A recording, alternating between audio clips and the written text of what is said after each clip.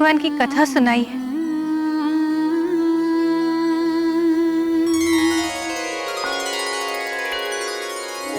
तुम्हारे जैसा पुत्र पाके मैं धन्य हो गया हनुमान। तुम्हारी सदा विजय हो।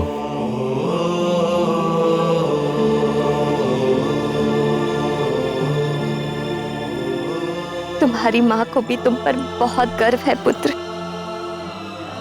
बुद्धिवान भव।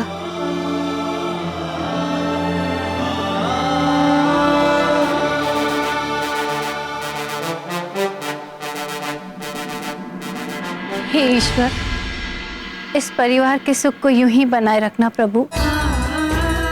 इस पर किसी की कुदृष्टि न पड़े।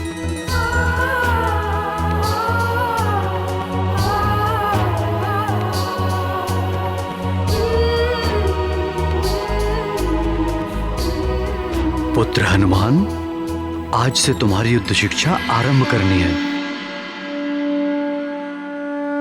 चलो मेरे साथ। आओ पुत्र।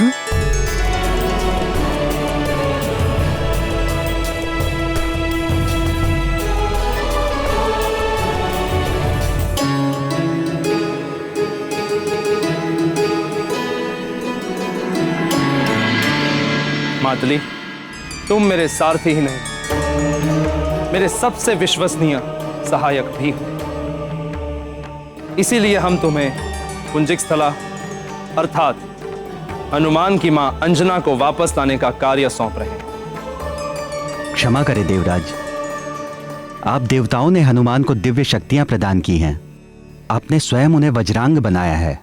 यदि उन्होंने मुझे रोका तो मैं उनका सामना नहीं कर पाऊंगा। किंतु हम नियमों के समक्ष विवश है मातली, तुम्हें जाना ही होगा। आपकी आज्ञा का पालन करना मेरा धर्म है।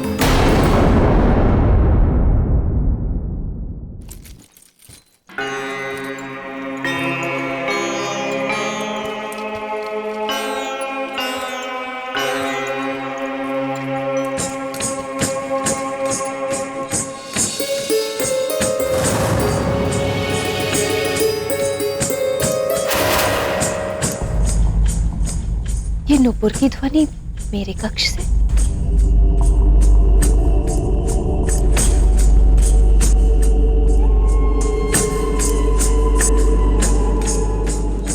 कहीं हनुमान फिर से कोई नई क्रीड़ा तो नहीं कर रहा?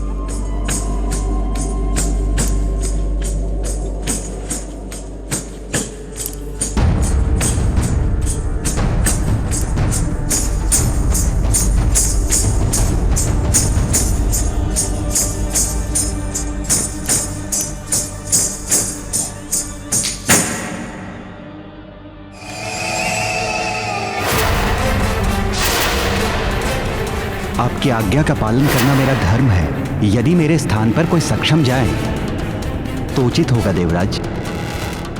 मैं हनुमान का सामना करने में असमर्थ रहूंगा। देवराज,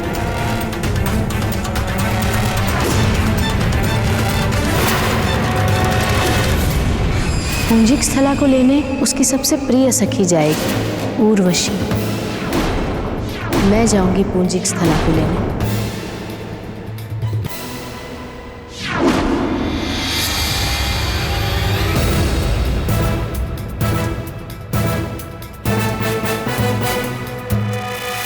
आप यहाँ मेरे कक्ष में? अच्छा हुआ कि तुमने मुझे पहचान लिया। मुझे तो लगा था तुम सब कुछ भूल चुकी होगी। आपको क्यों नहीं पहचानूंगी मैं? आप स्वर्ग की अप्सरा उर्वशी, मेरे पुत्र के अभिषेक में आई थी आप। मैं कुछ और भूलने की बात कर रही हूँ और तुम मुझे ही पहचानने में लगी हो।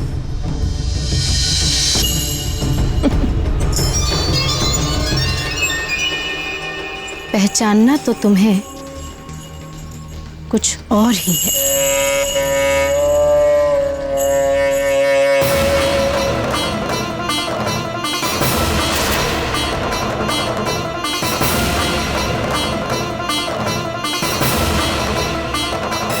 स्मरण है तुम्हें? ये नुपुर पुंजिक स्थला। ये आप क्या कह रही हैं? और आप मुझे पुंजिक स्थला क्यों कह रही हैं? क्योंकि तुम ही पुंजिक स्थला हो। और ये नुपुर, ये तुम्हारे ही तो है। एक बार छूकर देखो इन्हें, तुम्हें सब स्मरण हो जाएगा। छू छू ना।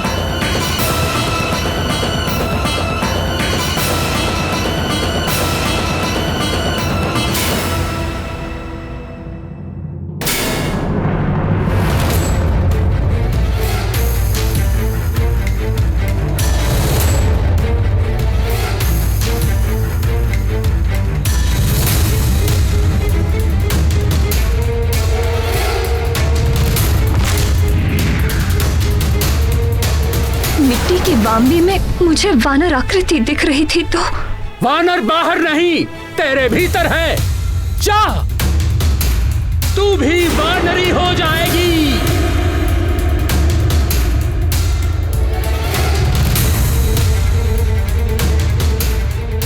तू शोक न कर पुत्री, तुम्हें भगवान महादेव के अंश को जन्म देना होगा।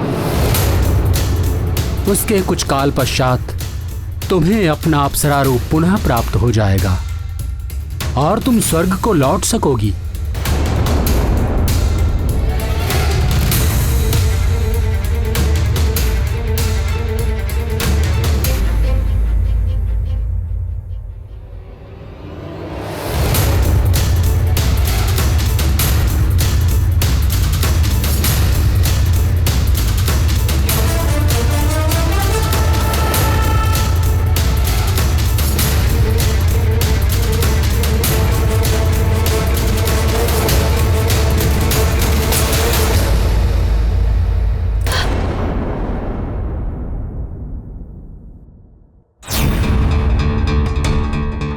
नहीं, ये कैसे संभव है?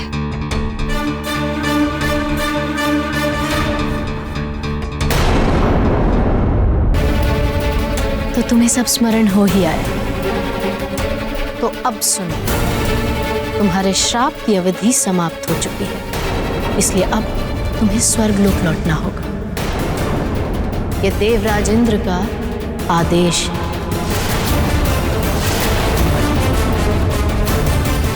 ये कैसे संभव है?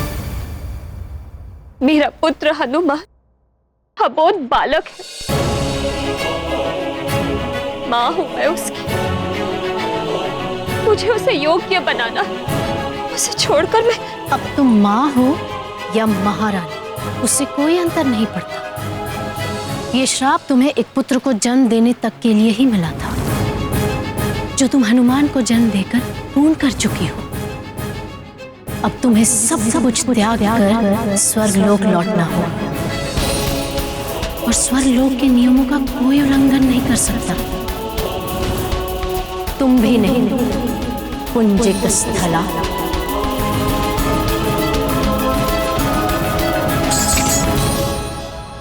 यही है तुम्हारा जीवन, तुम्हारा धर्म, पुंजिक स्थला। अन्य सब तो भ्रम है। ये नुपुर पहन लो और चलो मेरे साथ स्वर्गलोक। स्वर्ग के सुख तुम्हारी प्रतीक्षा कर रहे हैं।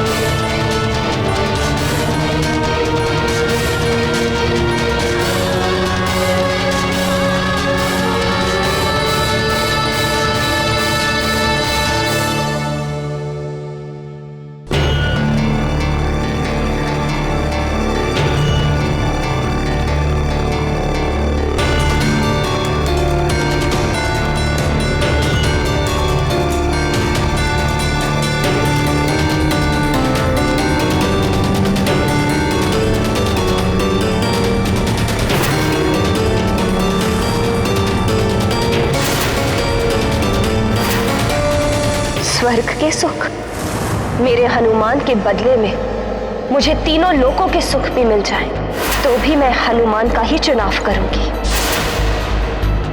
मेरा हनुमान ही मेरा सुख है, मेरा सबसे बड़ा सुख।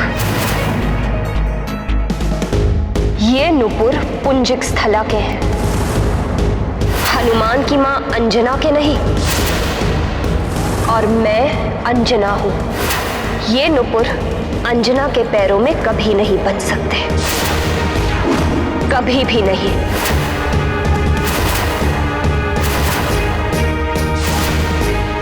तुम ऐसा नहीं कर सकते। तुम्हें स्वर्ग लोक के नियमों का पालन करना ही होगा। देवराज से क्षमा प्रार्थना के साथ कहना, हनुमान के लिए मुझे यहां रहना होगा। हनुमान को बाल्य अवस्था में ही दिव्य शक्तियां दी हैं देवों ने। अबोध बालक है वो, उसे संपूर्ण हनुमान बनने के लिए मेरे संस्कारों और सीख की आवश्यकता है।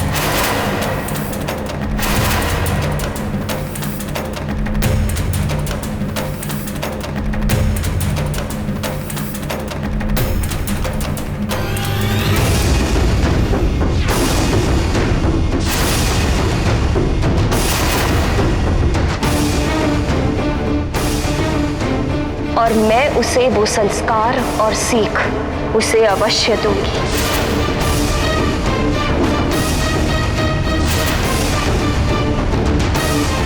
कहना देवराज से, मां हूं मैं, और मां के पैरों में नुपुर नहीं पायल शोभा देती है।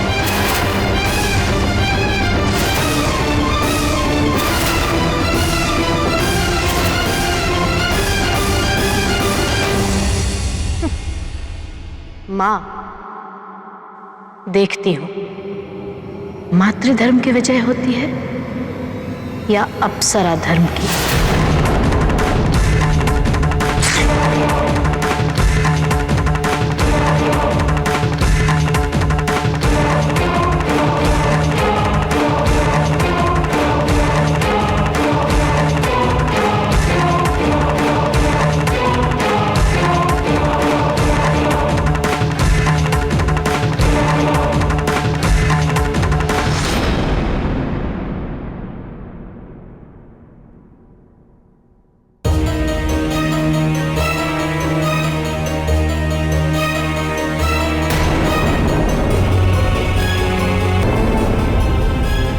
देवराज इंद्र बहुत हठी है।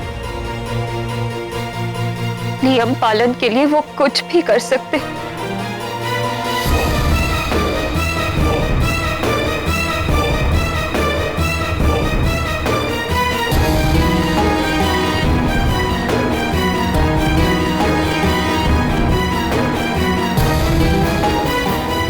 यदि मुझे जाना पड़ा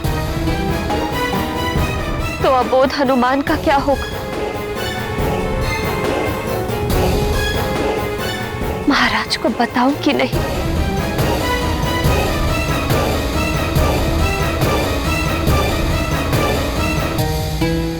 और यदि हनुमान को ज्ञात हो गया कि मुझे जाना है तो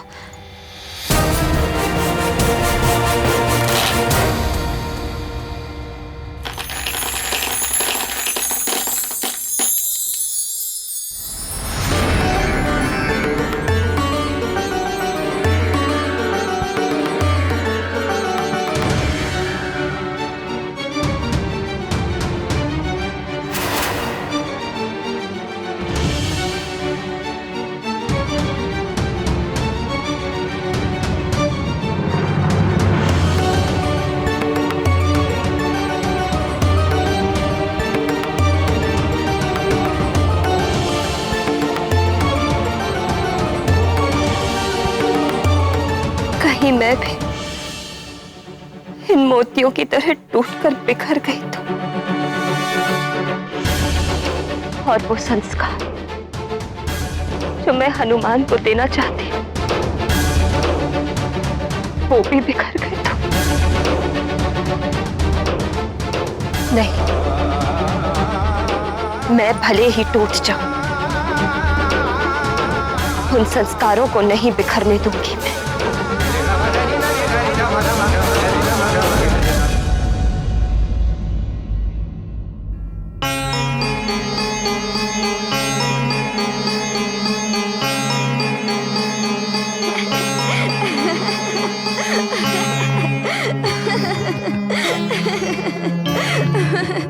पिताश्री, फिर क्या हुआ पिताश्री?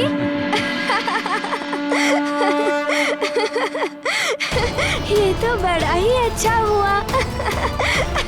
कैसी मनमोहक हंसी है मेरे हनुमान की। इस हंसी पर तो तीनों लोगों के सुख न्यौछावर।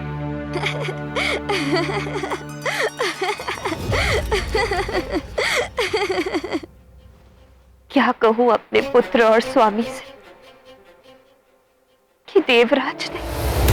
तुम्हारे श्राप की अवधि समाप्त हो चुकी है, तुम्हें स्वर्गलोक लौटना होगा। यह देवराज इंद्र का आदेश है।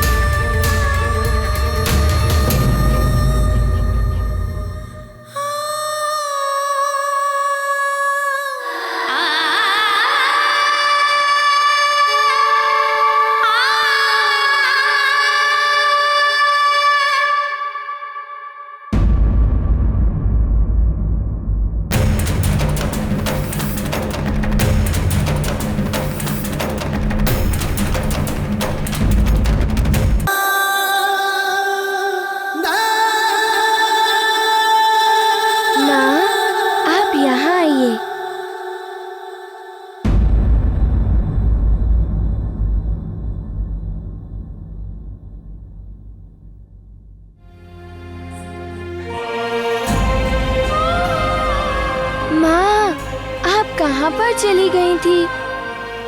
मुझे कितनी देर से भूख लग रही है।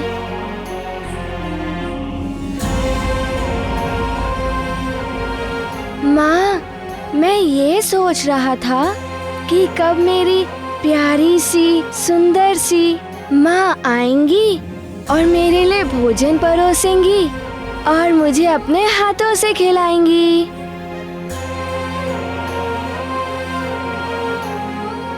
मैं तुम्हारे पास ही आ रही थी पुत्र। मुझे लगा कि तुम अभी तक अपने पिताश्री से युद्ध कला सीख रहे हो। जा तो मैं रहा था, किंतु इसे भूख लगी तो मैं इसे यहाँ लेकर आ गया।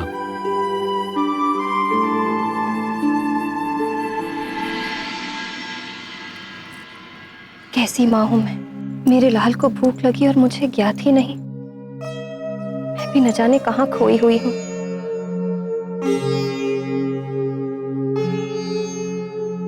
चलो पुत्र, मैं तुम्हें भोजन देती हूँ।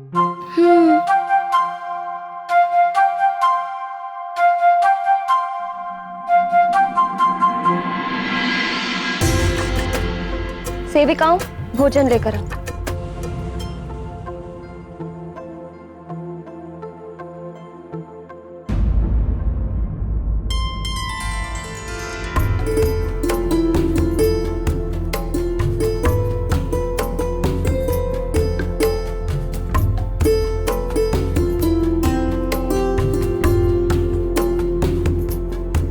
क्या हुआ?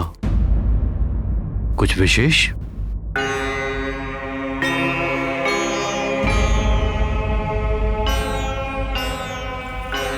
हाँ स्वामी, वो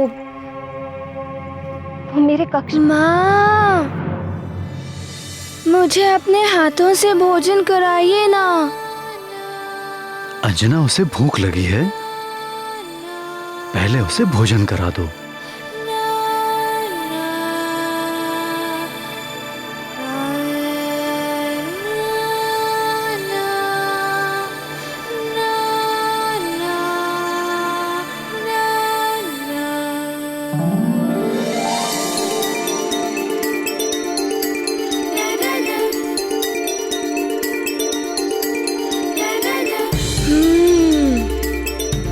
माँ, कितना सुखद लग रहा है जब आप मुझे खिला रही हैं।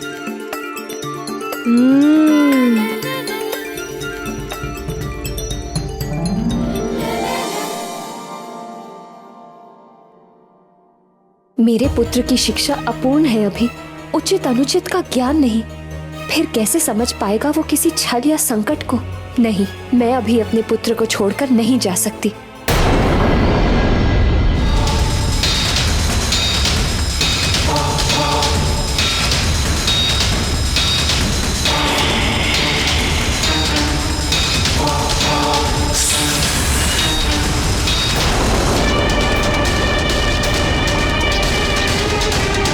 में समस्त देव सृष्टि की परिक्रमा करने निकलते हैं, किंतु महादेव पुत्र गणेश संसार समान अपने माता पिता की परिक्रमा कर महादेव व पार्वती द्वारा प्रथम पूजे जाने का गौरव प्राप्त करते हैं। इधर हनुमान भी अपने माता पिता की परिक्रमा कर उन्हें नमन करते हैं। अब आगे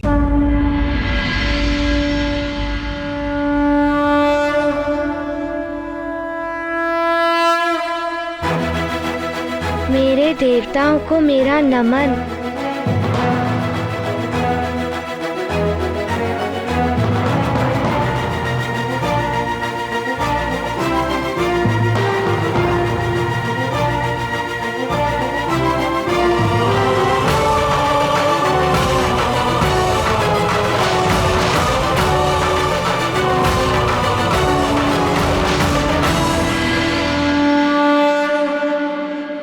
मेरे लाल,